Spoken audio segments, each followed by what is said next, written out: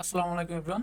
আজকের এই ভিডিওতে A2O যে নেটলিফায়ার যে প্রবলেম লিস্ট আছে সেখান থেকে কোডফোর্সে ডিপ 2 এর যে 100টা প্রবলেম লিস্ট আছে এখানকার 2 নম্বর প্রবলেমটা সলভ করব। সো 2 নম্বর প্রবলেমে যেটা বোঝাইছে, যদি এটা আমার মতো করে বোঝানোর ট্রাই করি। সো এখানে বলছে যে দুইটা পয়েন্ট আছে, একটা হচ্ছে এস পয়েন্ট আর একটা হচ্ছে এফ পয়েন্ট। বলছে এস পয়েন্ট থেকে মানে এই প্রবলেম আমাদের এস পয়েন্ট থেকে একবার এপে ধরেন কেউ একজন গেছে, বা আবার এফ থেকে কেউ একজন এসে আসছে। এখন যে এস পয়েন্ট থেকে এফ পয়েন্টে গেছে এইটার কয়বার গেছে, ধরেন 5বার গেছে। আর এফ পয়েন্ট থেকে এস পয়েন্টে কয়বার গেছে, ধরেন 6বার গেছে। যদি এই এস থেকে এফে যে কয়বার গেছে এটা যদি বড় হয়, যেমন 5, এস থেকে এস টু এফ এটা যদি বড় হয় এফ টু এস এর থেকে, তাহলে আমাদের প্রিন্ট করতে হবে যে ইয়েস, আদারওয়াইজ আমাদের নো প্রিন্ট করতে হবে। যদি প্রবলেমের টেস্ট কেসগুলো দেখি, এখানে বলছে যে ফার্স্ট টেস্ট কেস যেটা আছে এটা এখানে বলছে যে ফার্স্টে হচ্ছে এফ এস এস এফ। তাহলে ফার্স্টে এফে ছিল, এফ থেকে এসে গেছে, এফ টু এস, এফ থেকে এসে গেছে এটা একবার, তারপর এসেই আছে, এখন এস থেকে আবার এসে গেছে। আমাদের তো এটা কাউন্ট করতে হবে না, আমাদের দুইটা হিসাব করতে হবে, এফ টু এস আর একটা আছে S to F.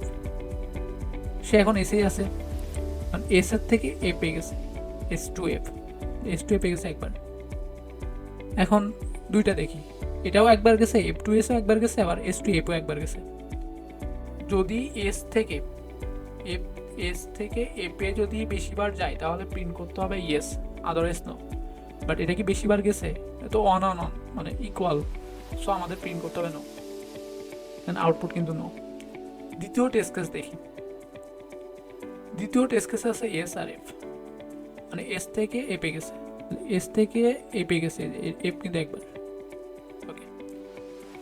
R F থেকে এসে কি গেছে, যায় নাই, সো এটা আমরা লিখতে পারি যে 0, এটা 0 লিখতে পারি। সো এস থেকে এপে গেছে, এটা কিন্তু এখন বেশি, এক বড় 0 থেকে, সো আমরা প্রিন্ট করবো হচ্ছে ইয়েস। পরের টেস্ট কেস দেখি, পরের টেস্ট কেসে আছে সবগুলো এফ আছে, 10টা আছে এমন এফ। তো সে এস এফ থেকে এপেই আছে, সবসময় এপেই আছে, সে কখনো তো তাহলে এস থেকে এপে যায় নাই, এস থেকে এপে যায় নাই, এটা 0, তাহলে এই জন্য পরের টেস্ট কেসটা দেখি।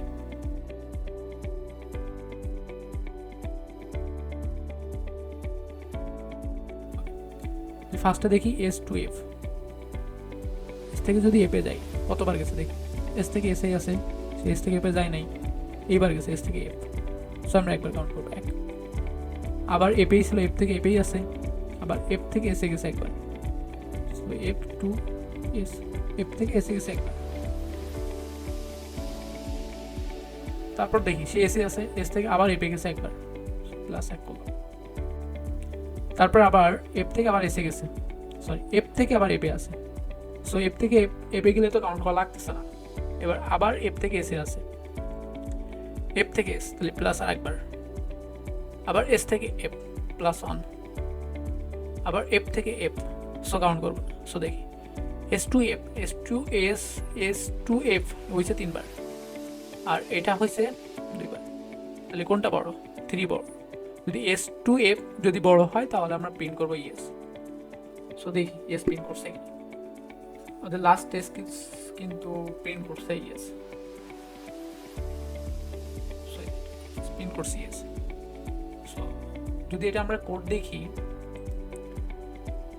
ফার্স্টে কি করছে, ফার্স্টে ইন্টিজার এন নিছি, ইনপুট ইন্টিজার এন, তারপরে একটা স্ট্রিং ইনপুট নিছি, এস থেকে এপে কয়বার গেছে ওইটা কাউন্ট করার জন্য একটা ভেরিয়েবল ডিক্লেয়ার করছে, আবার এফ থেকে এসে কয়বার গেছে এইটা কাউন্ট করার জন্য একটা ভেরিয়েবল ডিক্লেয়ার করছে।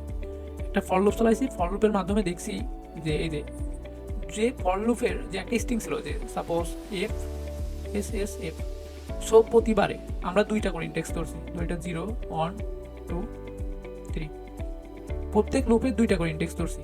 আমরা দেখছি যে প্রথম ইন্ডেক্স আর সেকেন্ড ইন্ডেক্স, যদি প্রথম ইন্ডেক্স এফ হয়, সেকেন্ড ইন্ডেক্স যদি এস হয়, তাহলে F to S plus plus করে দিব। এইখানে করছি F to S plus plus করে দিছি, একবার দিছি। আবার যদি দেখি যে একটা ইন্ডেক্স আছে এস, যদি এই দুইটা ইন্ডেক্সকে ধরি 2 আর 3 কে ধরি, তাহলে একটা আছে এস আর একটা আছে এফ, তাহলে সে এস থেকে এফে গেছে, সো আমরা S to F plus plus করে দিছি। সো লুপের মাধ্যমে এস টু এফ কাউন্ট করছি আর এফ টু এস কাউন্ট করছি। তারপর দেখি এবার যেটা করছি সেটা হচ্ছে এস টু এফ যদি বড় হয় এফ টু এস এর থেকে, তাহলে প্রিন্ট করছি ইয়েস, আদারওয়াইজ নো। আবার আমাদের মাথায় রাখতে হবে যে ওই যে একটা টেস্ট কেস যে সবগুলো এফ আছে, এখানে সে তো আর অন্য কোনো কিছুতে যায় নাই, মানে এস টু এফও 0 আবার এফ টু এসও 0, সো আমাদের এই কন্ডিশন কিন্তু দিতে হবে।